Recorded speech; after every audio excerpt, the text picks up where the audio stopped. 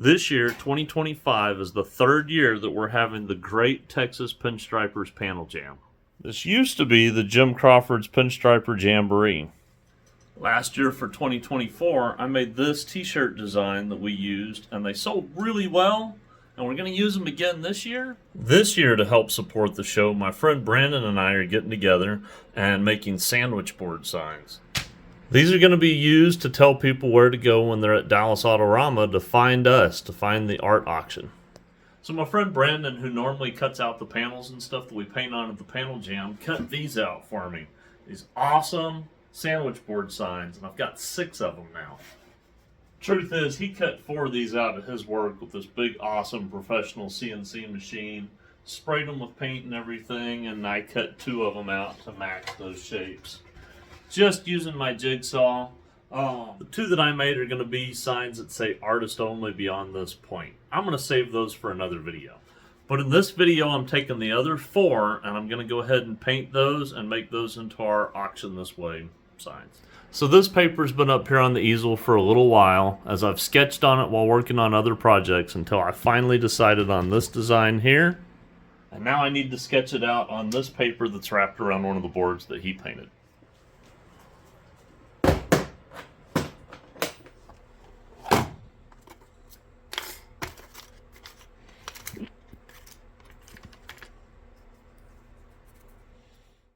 I know y'all have seen it before, but I like using charcoal to draw these out, at least initially, because I can erase it with my hands and move stuff around if I need to. Makes it easy. Alright, so here's a quick tip. I've got some backing board that I use for my prints whenever I'm shipping those, or actually whenever I'm packing them to have to sell at shows. Let me get my paper cutter here. Oh, I'll set it out. Still getting used to the space. Show you the other part of this. I'm going to take a rough measurement of how wide I think these letters are going to be. Somewhere in here. Okay, now I'm going to come over here to the handy dandy paper cutter. I'm going to cut that right there to be a template. For marking the width of my letters.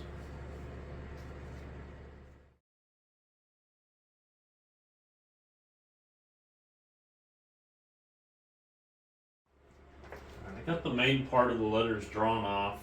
I'm not 100% sure if it's exactly straight. I measured it with this and it looks like it. When I step back, it doesn't really look straight. But what I'm seeing is I think I want to move this down a little bit. Have a little bit more space up here for the part that's going to say the Great Texas Panel Jam. And then my arrow will move down a little bit more too. So that's kind of part of being on this paper. I can take the paper and I can scoot it down. I like to try and keep a mindset that things are flexible, movable, changeable. To me, it keeps stuff from getting all rigid looking.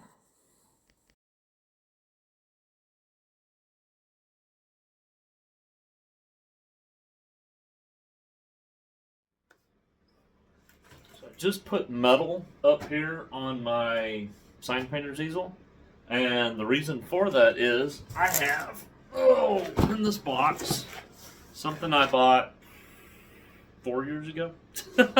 Never taken out of the box. I've got in here an electro pounce from Crockett's Garage. We're gonna hook this up and see how it works. Alright folks, nothing to it but to do it, I guess. I've got the machine plugged in. It's got a little ground thing that attaches to the metal. Turn it on, crank it up, see what it does. Now they say, I've got it all the way down, so I don't know if it's going to do anything at all. But we're going to go straight to the paper. Nothing. Turn it up. I've got it pretty low, straight to the paper. Nothing. No. We got some little holes going on here. Could be because my paper's so thin.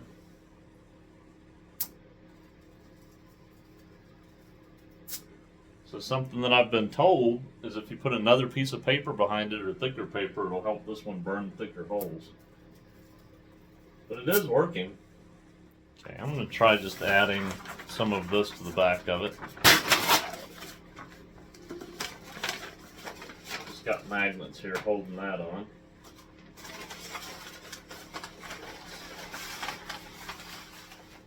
Go ahead and put one more there. Try it. Oh, it's definitely making bigger holes now. Oh, from what I understand, you can touch the paper. Didn't shock me. I don't know about touching the metal background. Not sure if I want to try. This seems to be working. Hey, I usually use construction chalk to pounce with. So I'm going to take out my pounce bag, which is an old sock with powder in it, chalk in it. Let's move this over the top of what it is that we're going to be putting our patterns on anyways.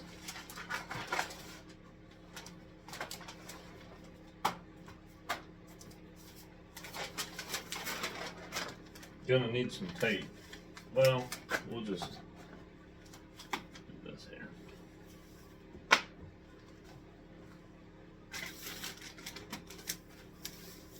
Alright, let's go over the top of these holes and see if it works, or if we need bigger holes.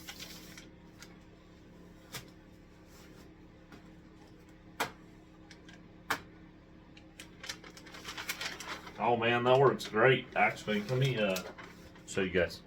Alright, so these teeny tiny little holes, you can see how small they are next to my finger. Even the super small ones, chalk still came through it. So I don't have to have the big holes. I think that's pretty good news because I don't have to worry about covering the back with more paper to make bigger holes. I can just use my brown paper on this and go to town with it.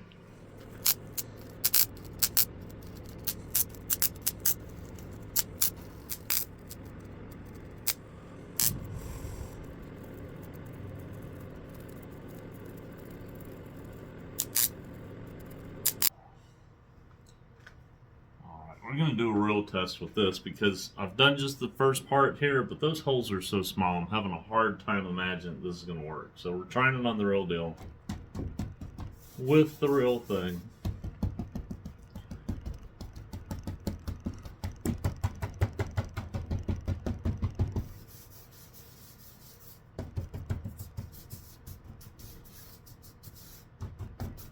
So now,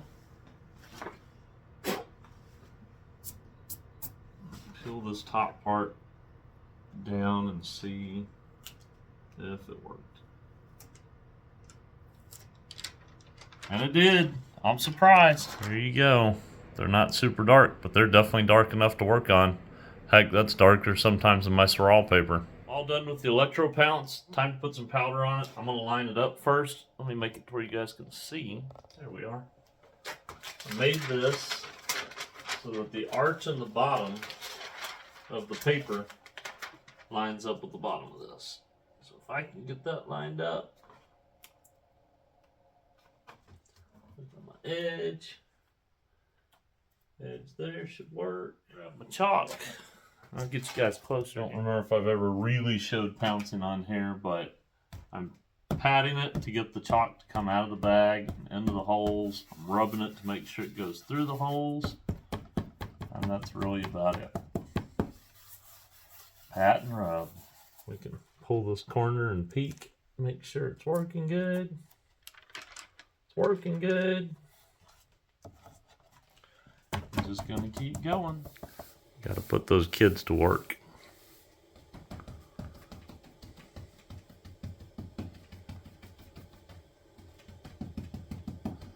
Make a sign man out of him.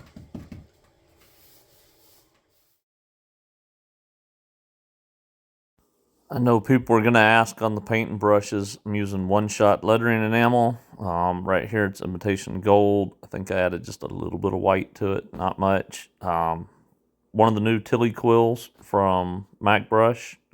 A couple different sizes, used a bunch of them on this. I'm really liking these brushes. Y'all really should go check them out.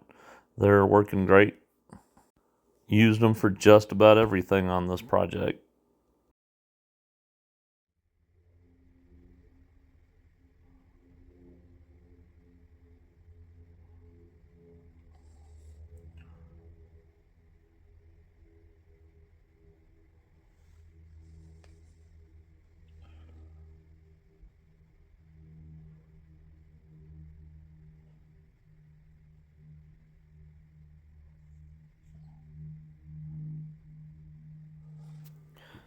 Here's a different brush. I'm using a Dragonfly. This is one of the Ted Turner brushes from Mac Brush. I really like outlining with these. They turn on a dime, and I like how much snap or how bouncy, springy the hairs are on them. After testing on the first of these 4 signs, I actually changed it up a little bit and decided to do the outline first and then the drop shadow. And I think it went a lot easier and I had a lot better result. But for me, that's part of it. I change things as I go. I learn stuff from what it is that I'm doing, from the trials and stuff that I have, and try to get better every time. Another example is cutting in around those white letters up top with the red. I would not do that again if I had to go back and do it. I would paint that red, come back and do white letters on top of it. But I tried it, learned from it, got a game plan for the next time. Here you see yet another brush. This is actually a Vondego Pro Series. I think it was a size 0. It's a pinstriping brush. Thought it worked great for outlining these straights on this part here.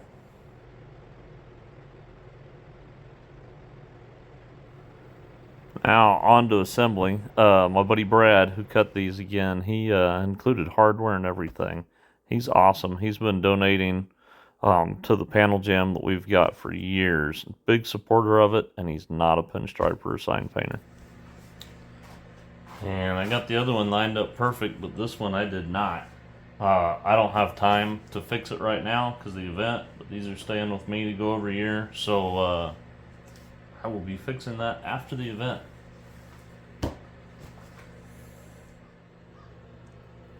Final step. Almost done.